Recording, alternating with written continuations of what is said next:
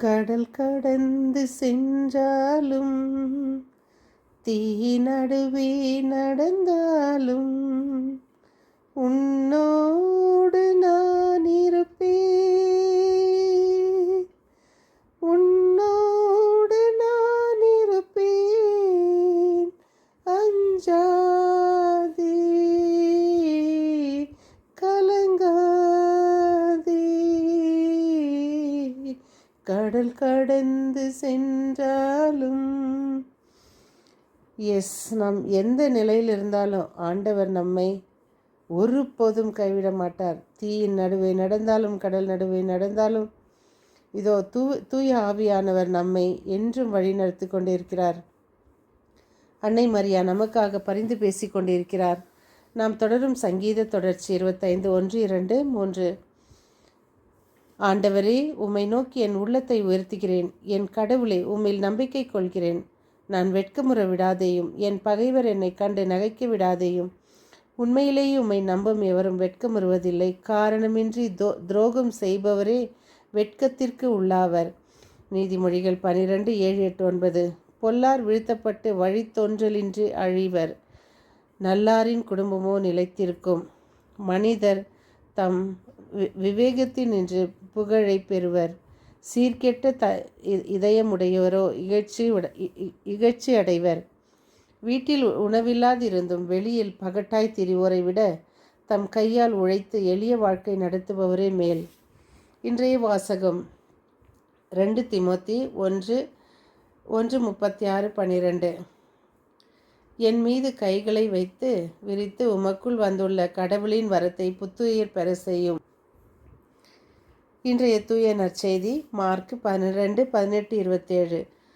அவர் வாழ்வோரின் கடவுள், இறந்தோரின் கடவுள் அல்ல. இயேசுவிடம் சதிசெயர் எப்பவுமே அடுக்கமடக்கான கேள்விகளையே கேட்டுக்கொண்டிருப்பார்கள்.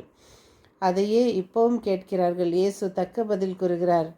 ஒரு பெண் திருமணமாகி 7 கணவரோடு வாழ்ந்து இறந்த பிறகு அவளுக்கு எப்படி மீண்டும் விண்ணகத்தில் என்னவா இருக்கும் அப்படின்ட்டு. ஆண்டவர் உங்கள் கடின உள்ளத்தின் பொருட்டே மோசே சட்டத்தை எழுதி வைத்திருக்கிறார்.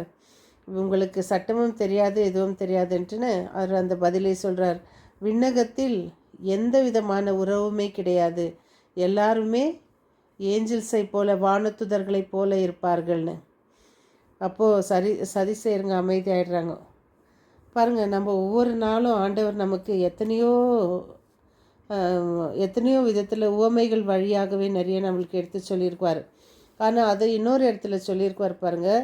பணக்காரனும் இல்லை ஏழையும் இறக்கும்போது பணக்காரனுக்கு பேர் கிடையாது. அதுதான் பணக்காரங்க விண்ணரசில் நுழைய முடியாதுன்ற அந்த ஒரு வார்த்தை. இது தான் விண்ணரசில் அவங்க பேர் கிடையாது பாருங்கள். பணக்காரனுக்கு பணக்காரன் தான் இருந்திருக்கும், அவனுக்கு பேர் கிடையாது. ஆனால் ஏழையின் லாசர், ஏழை பெயர் விண்ணகத்தில் எழுதப்பட்டிருக்கிறதுக்கு விட்னஸ் இது தான். லாசர் வந்துட்டு விண்ணகத்தில் ஆபிரகாம் மடியில் இருக்கிறார் அப்படின்னு நம்மளுக்கு அந்த எக்ஸாம்பிள் நம்மளுக்கு காமிச்சிருக்குவார் பாருங்கள். திருவிவிலியம் என்றது கூர்மையான பட்டயம், 2 பக்கமும் கூர்மையான பட்டயம். நம்ம எந்த பக்கம் பார்த்தாலுமே நம்மளுக்கு அதை திரும்பி படித்து தான் நம்ம தெரிஞ்சுக்கணும். அதனால் இரண்டுமே இது அவர் வாயால் சொன்ன இது தான் உதாரணங்கள் தான். அதே போல் நாம் இன்றைக்கு நம்ம சந்திக்கிற ஒரு புனிதை வந்துட்டு வீட்டு வேலை செஞ்ச புனிதையாக இருக்காங்க பாருங்கள். ஜோஸ்பின் பக்கெட்டான், ஸ்வீடன் நாட்டு பெண்மணி. 1869ஆம் ஆண்டு அவங்க வந்துட்டு இவங்க அவர் அடாப்ட் பண்ணின்னு போகிறாங்க. போயிட்டு 1890 ஜனவரி 9 பேப்டிசம். இத்தனைக்கும் ஒரு கிறிஸ்தவர் அல்லாத பெண்மணி. அவர் திரும்பி அவங்களுக்கு வந்துட்டு 1893 வந்துட்டு ஒரு கன்னியர் ஆகணும் அப்படின்னு சொல்லிட்டு ஆசைப்பட்டு 1896 ஒரு சிஸ்டர் ஆகுறாங்க. 1947 she died. Pope John Paul II தான் அவங்கள செயின்ட்டாக உயர்த்துறாரு, ஸ்வீடன் நாட்டு பேற்றனா. பாருங்கள், நம்ம வீட்டு வேலை செய்தாலும் நம்ம இன்றைக்கி எத்தனையோ பேர் நம்ம வீட்டு வேலை செய்யும்போது எப்போவுமே அழுதுனே நம்ம மனநொந்துனே இந்த வீட்டு வேலைங்களை செய்வோம்.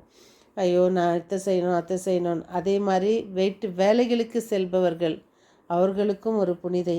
அதனால் நம்ம எல்லாவற்றுக்கும் இவங்கள புனிதர்களை நம்ம கடவுளாக ஏற்றுக்கொள்ள, they are role models for. அவங்களுடைய நம்மளுக்கு முன்னாடி இப்படியெல்லாம் இருந்து கடவுளை நேசித்து அவங்க ஏற்றுக்கொண்டு இருக்கிறாங்க அப்படின்னு அதேபோல் நாமும் ஏற்றுக்கொள்வோம். ஒருவரை ஒருவர் நேசிப்போம், அன்பு செய்வோம், ஜெபமாலை ஜெபிப்போம், வாசகத்தை வாசிப்போம்.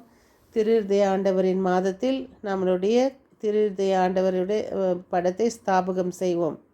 மீண்டும் சந்திக்கும் வரை உங்கள் அன்பு தோழி.